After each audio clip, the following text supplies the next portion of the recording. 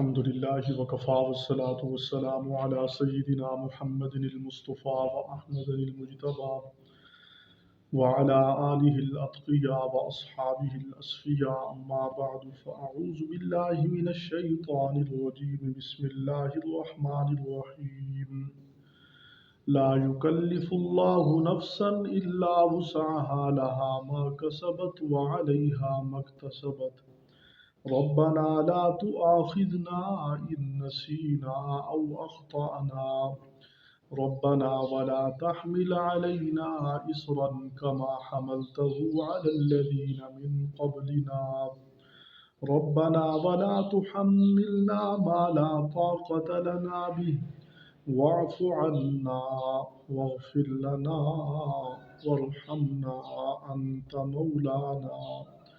أنت مولانا فانصرنا على القوم الكافرين صدق اللہ العظیم۔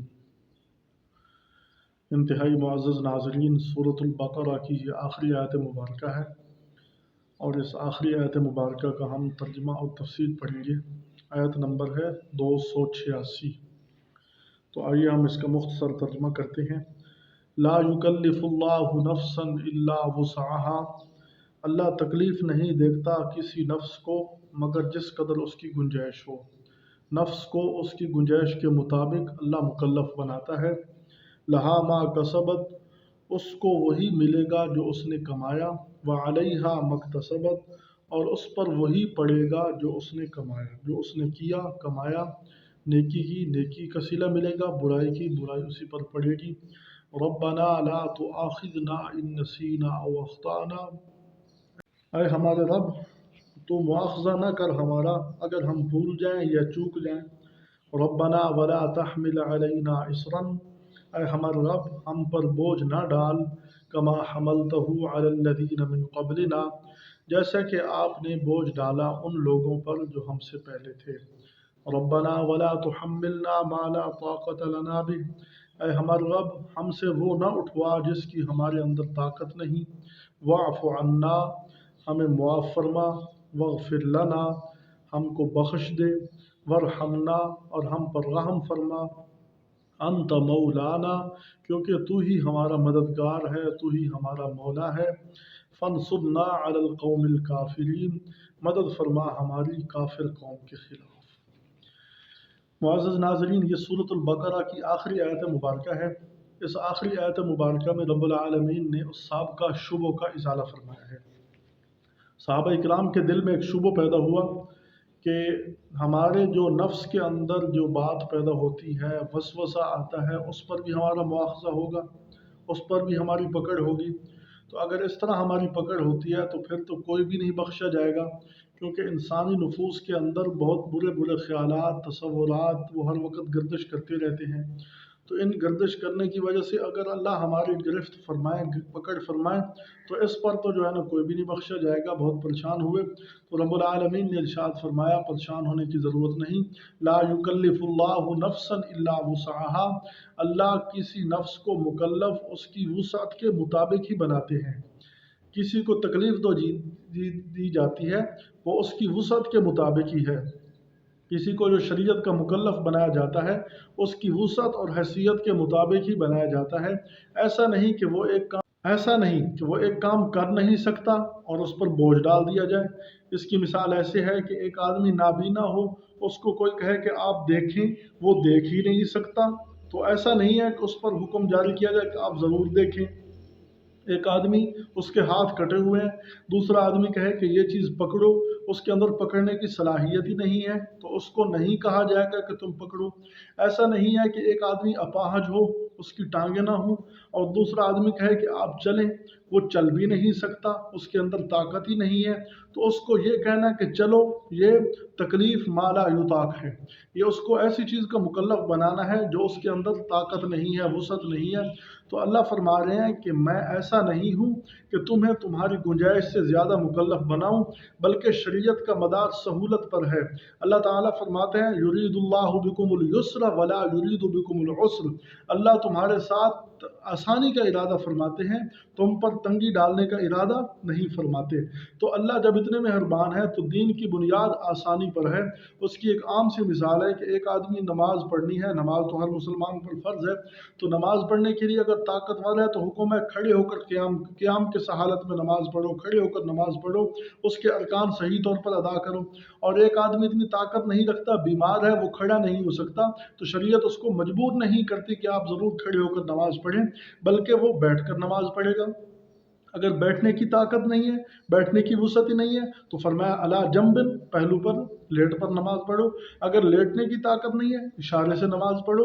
और अगर एक आदमी बेहोश है, मुसलसल बेहोश पड़ा है, और फिर जब बेहोश है वो नमाज का फ़िलहाल मुकल्लफ ही नहीं है, तो शरीयत जो इंसान को मुकल्लफ बनाती है उसकी गुंजाइश के मुताबिक है।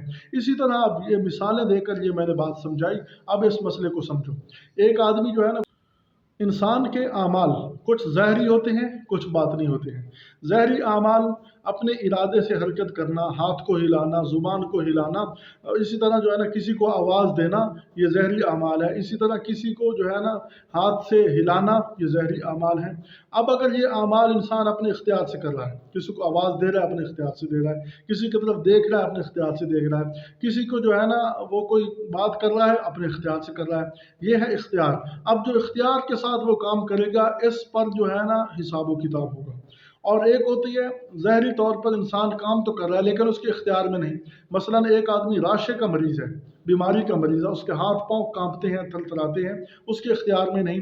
अब हाथ पाँव के थरथराने से अब अगर वो किसी को तकलीफ़ पहुंच जाती है तो इसका वो मुकल्लफ नहीं है, क्योंकि वो उसके इख्तियार में नहीं है। यह है ज़ाहरी आमाल। और बाद आमाल बातनी है, दिल के आमाल हैं। दिल के अंदर जो बातनी आमाल है वो अगर बंदा अपने इख्तियार से करेगा उस पर मुआखज़ा होगा, उस पर जो है ना हिसाब व किताब होगा। अगर अपने इख्तियार से नहीं करेगा उस पर कोई हिसाब व किताब, कोई मुआखज़ा नहीं होगा। मसलन दिल के अंदर ईमान है, ईमान इख्तियार से कबूल करेगा, ईमान कबूल किया जाएगा। इसी तरह कुफ्र इख्तियार से अपनी मर्ज़ी से इख्तियार करेगा, उस पर मुआखज़ा होगा। और इसी तरह दिल के अंदर मोहब्बत है, अल्लाह की मोहब्बत, अपने इख्तियार से लाएगा अजर पाएगा। गैरुल्लाह की मोहब्बत दिल में बिठाएगा, इस पर मुआखज़ा होगा, दारदगीर होगी। तो मकसद ये है कि जो इंसान के आमाल अपने इख्तियार से, अपनी मर्ज़ी से करता है, उस पर उसका मुआखज़ा होगा, उस पर हिसाब व किताब होगा। और जिनमें इंसान का इख्तियार ही नहीं है उस पर मुआखज़ा नहीं है। अब ये बात समझने के बाद अब वो सहाबा इकराम का इश्काल कि हमारे दिल के अंदर वसाविस पैदा होते हैं। वसवसा अगर इख्तियारी तौर पर लाया गया, वसवसे को चलाया गया, वसवसे को दिल में बिठाया गया, फिर वसवसे पर अज़म किया गया कि हम ये काम करेंगे, अच्छाई का इरादा पैदा हुआ, हम ये अच्छाई करेंगे। अपने इख्तियार से जब अच्छाई करेगा, मन जा बिल हसनति फलहु अशरु अमसालिहा, कम से कम 10 गुना उसको अजर मिलेगा। और अगर अपने इख्तियार से बुराई करेगा तो उस वक़्त एक बुराई का बदला एक ही बुराई मिलेगी, एक ही बुराई मिलेगी, क्योंकि अपने इख्तियार से कर रहा है। और अगर नहीं करेगा, महज वसवसा तक है, सिर्फ उसके दिल के अंदर ख्याल पैदा हुआ, ख्याल आया, कुछ देर ठहरा, चला गया, तो इस पर कोई मुआखज़ा नहीं। फरमाया ला युकल्लिफुल्लाहु नफ्सन इल्ला वुसअहा, अल्लाह किसी नफ्स को उसकी वुसअत से ज़्यादा मुकल्लफ नहीं बनाते। तो अल्लाह कितने बड़े मेहरबान हैं। फरमाया लहा मा कसबत व अलैहा मक्तसबत, उसके लिए वो है जो उसने कमाया, अपने इख्तियार से जो किया उसका उसको अजर भी मिलेगा। व अलैहा मक्तसबत, अपने इख्तियार से अगर बुराई की तो उस पर उसका वबाल पड़ेगा। जो गैर इख्तियारी चीज़ है उस पर इंसान पर मुआखज़ा नहीं होगा। रब्बना ला तुआखिदना इन नसीना, ऐ हमारे रब हमसे मुआखज़ा ना कर, क्योंकि इंसान है, ख़ताकार है, जितना भी अच्छा अमल कर ले रब्बुल आलमीन की शायान शान वो उस मकाम और मेयार पर नहीं पहुँच सकता। इसलिए फरमाया ऐ हमारे रब ला तुआखिदना, हमसे मुआखज़ा ना कर, इन नसीना, अगर हम भूल जाएं, औ अख्ताना, या हम चूक जाएं, भूल कर निस्यान की वजह से कोई काम कर दिया, तो फरमाया कि उस पर अल्लाह ताला से मुआफ़ी मांग रहा है कि हमारा मुआवज़ा ना कर। या चूक कर, भूल कर, ख़ता से कोई काम हो गया तो दुनिया में तो उसका मुआवज़ा होगा। मसलन ख़तन किसी को कत्ल कर देता है, उसकी दियत अदा करनी पड़ेगी। ख़तन जो है ना कोई अमल कर लेता है, उसकी दियत अदा करनी पड़ेगी, उसका मुआवज़ा भोगना पड़ेगा। लेकिन आखिरत में उस पर कोई मुआवज़ा नहीं होगा, क्योंकि वो चूक गया है, गलती से हो गया है। रब्बना वला तहमिल अलैना इसरम, ऐ हमारे परवरदिगार हम पर वो बोझ न डाल, कमा हमलतहु अलल्लज़ीन मिन क़ब्लिना, जैसे तूने वो बोझ साबिक़ा उम्मतों पर डाला, हमसे पहले लोगों पर डाला, हम पर वो बोझ न डाल। ہم آخری امت ہیں، ہمارے اندر برداشت کرنے کی طاقت نہیں، لہذا ہم پر وہ بوجھ نہ ڈالیے، ہم پر مہربانی فرمائیے۔ تو رب العالمین نے کتنی مہربانی فرمائی اس امت پر۔ سابقہ امتوں سے بعض وہ گزری ہیں کہ اگر وہ گناہ کرتے تو جب تک اس گناہ کے بدلے میں قتل نہ کیے جاتے ان کے گناہ کی معافی نہیں ہوتی تھی۔ جیسے موسیٰ علیہ السلام کی امت بچڑے کی پوجا کرنے لگی، اللہ نے فرمایا کہ ایک دوسرے کو قتل کرو، فَاقْتُلُوا أَنفُسَكُمْ، ایک دوسرے کو قتل کرو۔ قتل کرنے کے بعد ان کو معافی ملی۔ اگر کپڑا ناپاک ہو جاتا تو اس وقت ان کو کاٹنا پڑتا یا جلانا پڑتا، لیکن امت محمدیہ پر احسانی کیا گیا، امت محمدیہ پر سہولت دی گئی۔ کپڑے کو اگر 3 مرتبہ آپ دھو لو تو کپڑا پاک صاف ہو جاتا ہے۔ تو اللہ تعالیٰ نے بڑی رحمت فرما دی، رَبَّنَا وَلَا تُحَمِّلْنَا مَا لَا طَاقَةَ لَنَا بِهِ، اے ہمارے رب ہم سے وہ بوجھ نہ اٹھوا جس کی ہمارے اندر طاقت نہیں ہے۔ یہ رب سے دعا مانگنی چاہیے کہ ہم پر ایسی کوئی مصیبت اور مشقت نہ آئے جو ہم اٹھا نہ سکیں، جو ہماری وسعت سے زیادہ ہو، ہم برداشت نہ کر سکیں، کوئی ایسا غم پریشانی لاحق نہ ہو جو ہماری برداشت سے باہر ہو، تو یہ رب سے دعا کرنی چاہیے۔ فرمایا وَاعْفُ عَنَّا، ہمیں معاف فرما، وَاغْفِرْ لَنَا، ہمارے گناہ بخش دے، اور فرمایا کہ وَارْحَمْنَا، ہم پر رحم فرما۔ یہ کتنے اچھے جملے ہیں، معاف فرما، ہمیں معاف فرما۔ ایک آدمی کسی کی نافرمانی کرتا ہے، بڑے افسر کی نافرمانی کرتا ہے، نافرمانی کر کے آ گیا، اب وہ کہتا ہے معاف کر، وہ کہہ دیتا ہے ٹھیک ہے میں نے معاف کر دیا۔ معاف کرنے کے بعد اب اس کے پاس وہ کہتا ہے کہ ٹھیک ہے تو اس سے گناہ ہو گیا، اب تو نے میری نافرمانی کر لی، میں تجھے اس گناہ کی تو معافی دیتا ہوں، اس نافرمانی کی معافی دیتا ہوں، لیکن آئندہ میرے پاس آنے کی گنجائش نہیں ہے۔ یہ ہے معافی۔ اور دوسرا ہوتا ہے مغفرت کرنا، معاف کر دے اور بخش بھی دے، ہمارے مغفرت بھی فرما، یہ دوسرا درجہ ہے۔ مثلا وہ آدمی کہے کہ اب تو نے جو ہے نا میری نافرمانی تو کر لی، لیکن اس کے بعد اب تمہیں کام پر آنے کی گنجائش ہے، تو آج کام پر آنے کی گنجائش ہے تو آ جایا کر۔ اور تیسرا ہوتا ہے کہ فرحمنا، ورحمنا کا مطلب یہ ہے کہ جو مجھ سے غلطی ہوئی اس کو معاف کر دے اور مجھے کام پر آنے کی گنجائش بھی دے۔ اور ورحمنا کا مطلب یہ ہے کہ مجھ پر رحم فرما، یعنی جو مجھ سے غلطی ہوئی نا وہ افسر اپنے طور پر کہے کہ میاں کوئی نہیں، خطا ہو گئی، میں آپ کو انعام دیتا ہوں۔ تو اب رب کی دربار میں بھی ہم یوں درخواست کریں گے، واعف عنا، ہمیں معاف کر، ہم تیری شایان نشان عمل نہیں کر سکے، واغفر لنا، ہماری مغفرت فرما دے، ہمیں دوبارہ اپنے دربار میں آنے کی قابل بنا دے۔